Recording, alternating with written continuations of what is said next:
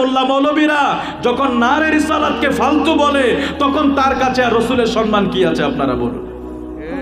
নারে রিসালাত ফালতু হতে পারে? একটা কথা মনে রাখবেন, তাওহীদ কখনো বিজয় লাভ করবে না তাওহীদের স্লোগানে, যতক্ষণ না রিসালাতের স্লোগান আসবে। আপনি সূরা ইখলাস পড়েন, সূরা ইখলাস তাওহীদের সূরা। সালেহ সাহেবকে জিজ্ঞেস করেন, সূরা ইখলাস তাওহীদের সূরা। আমরা এটা তাওহীদের ওয়াজ করি, কিন্তু আল্লাহ রিসালাত দিয়ে শুরু করেছে। আপনি জিজ্ঞেস করেন আলেম ওলামাদেরকে। আজকে আমাদের ব্যানার পোস্টার, ও ভাই লেখেন না এটা আপনার বিষয়, বলেন না সেটা আপনার বিষয়, কিন্তু স্লোগানকে কেন ফালতু বলবেন? আরো সেটা আমার নবীর স্লোগান। বক্তার স্লোগানকে ফালতু বলেন না, মন্ত্রীর স্লোগানকে ফালতু বলেন না, মিনিস্টারের স্লোগানকে ফালতু বলেন না, এমপির স্লোগানকে ফালতু বলেন না। আপনাদের কাছে ক্ষমতার জন্য সুদখোর হালাল হয়ে যায়, ক্ষমতার জন্য নারী নেত্রী হালাল হয়ে যায়, ক্ষমতার জন্য সব কিছু হালাল করে ফেলেন, অথচ রাসূলুল্লাহর স্লোগান ফালতু হয়ে যায়। আর একজন ব্যক্তিদেরকে আপনারা কত সম্মান দেন, রাসূলুল্লাহর স্লোগান আপনার কাছে ফালতু মনে হয়। আপনি কি জানেন না সূরা ইখলাস ছোট্ট সূরা, অথচ আল্লাহ রিসালাত দিয়ে শুরু করেছে। কুল হুয়াল্লাহু আহাদ। আল্লাহ আগে বলেছে কুল, এই কুলকে কুল নবী মুহাম্মদুর রাসূলুল্লাহ সাল্লাল্লাহু আলাইহি ওয়াসাল্লাম। আপনি নারে রিসালাতকে ফালতু বলেছেন, ঈমান আছে? এগুলি খুব সাবধানতার বিষয়। তো রাসূল বলছেন, দুইজন ফেরেশতা যখন কবরে আসবে, ফেরেশতারা প্রশ্ন করবে, মা কুনতা তাকুলু ফি হাযার রাজুল। এই হাজা শব্দটা নিয়ে একটু কথা বলে আমি দিয়ে দিচ্ছি হুজুরকে, যে এই ব্যক্তি সম্পর্কে তোমার ধারণা কি? মুনকির নাকির কবরের ব্যক্তিকে প্রশ্ন করছে। ধরেন সিনাইয়া এখানে কবরস্থানে কবরের মাইয়াতকে কবরে শোয়াইলেন, মুনকির নাকির প্রশ্ন করলো, মা কুনতা তাকুলু ফি হাযার রাজুল। এই হাজা শব্দটার বিষয় আলোচনা। সেটা হলো, তারা বলে আমার নবীর জন্য নাকি কি সুরঙ্গ করা হয়, কেউ কয় ছবি দেখানো হয়। আজ পর্যন্ত এই ধরনের কোনো বর্ণনা আমি দেখি নাই যে সুরঙ্গ করা হয়, কবরে নবীজির ছবি দেখানো হয়। ওই যে প্রশ্নের জবাবে মুনকির নাকির যখন আমার নবী সম্পর্কে প্রশ্ন করে, আমরা তো 3টা প্রশ্নের ব্যাপারে জানি। এই তিরমিজি শরীফের এই লম্বা হাদিসে মাত্র একটা প্রশ্ন আসছে, কবরে প্রশ্ন করা হবে। আপনারা বিভ্রান্ত হবেন না, 3 প্রশ্নের হাদিসও ঠিক আছে। এক প্রশ্নের বিষয় একটু খবর মনোযোগ দিয়ে শুনুন।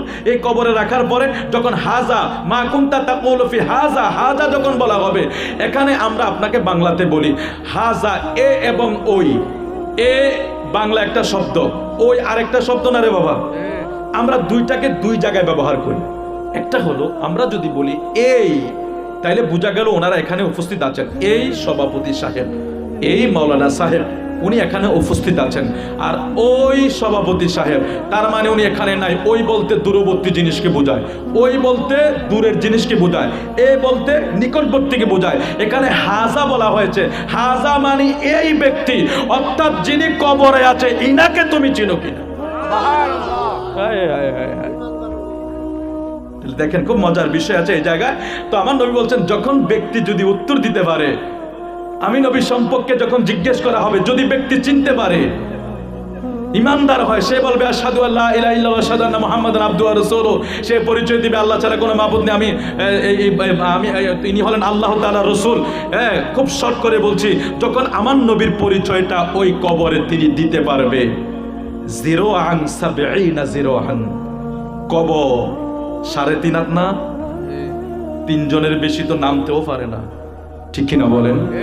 ডাইনে 70 গজ চলে যাবে, বামে 70 গজ চলে যাবে, সামনে 70 গজ চলে যাবে, পেছনে 70 গজ চলে যাবে, উপরে 70 গজ চলে যাবে। 0 আন 70 জিরোআন। আমার নবীজি প্রমাণ, যখন আমি নবীর পরিচয় কবরে তোমরা দিতে পারবা, তোমার কবর চতুর্দিক 70 গজ করে প্রশস্ত হয়ে যাবে। জোরে বলি আল্লাহু আকবার। সুম্মা ইউনাওয়ারু লাহু, অতঃপর কবরে নূর প্রবেশ করবে। চিনাইয়ের কবরে কি মোমবাতি জ্বালাইছেন ভিতরে? এটা আমার নবীর হাদিস শরীফ। হায় হায় হায়। তাহলে আমার নবী বলছেন, আমি নবীর পরিচয় কবরে দিতে পারলে কবর চতুর্দিকে 70 গজ করে সরে যাবে। সুম্মা ইউনাওয়ারু লাহু, অতঃপর তোমার কবরে নূর প্রবেশ করবে। তার মানে কবর আলোকিত হয়ে যাবে। আল্লাহু আকবার, আল্লাহু আকবার। কলা গাছে শোয়াইছি, পানিতে শোয়াইছি, হায় হায় মাটি দিতে পারি না কাদা মাটির জন্য বাবা মারে। আর আমার নবী বলছেন যখন আমি নবীর পরিচয় দিতে পারবা তোমার কবর চতুর্দিকে প্রশস্ত হয়ে যাবে। এ চিনাইয়ার ভাই বাবারা, সেই কবরে নবীর পরিচয় পাইতে হলে সেই নবীর তাজিম দরকার আছে না নাই? সেই নবীর ইজ্জত দরকার আছে না নাই? খবরদার যারা রাসূলুল্লাহর শানে ইজ্জতে আজমতে আঘাত দেয় তাদের থেকে দূরে থাকবেন, নাইলে ঈমান নিয়ে কবরে যাইতে পারবেন না। রেসালাত যেখানে আছে সেখানে থাকবেন। শুধু তাওহীদ নিয়ে বিজয় আসবে না, রেসালাত লাগবে।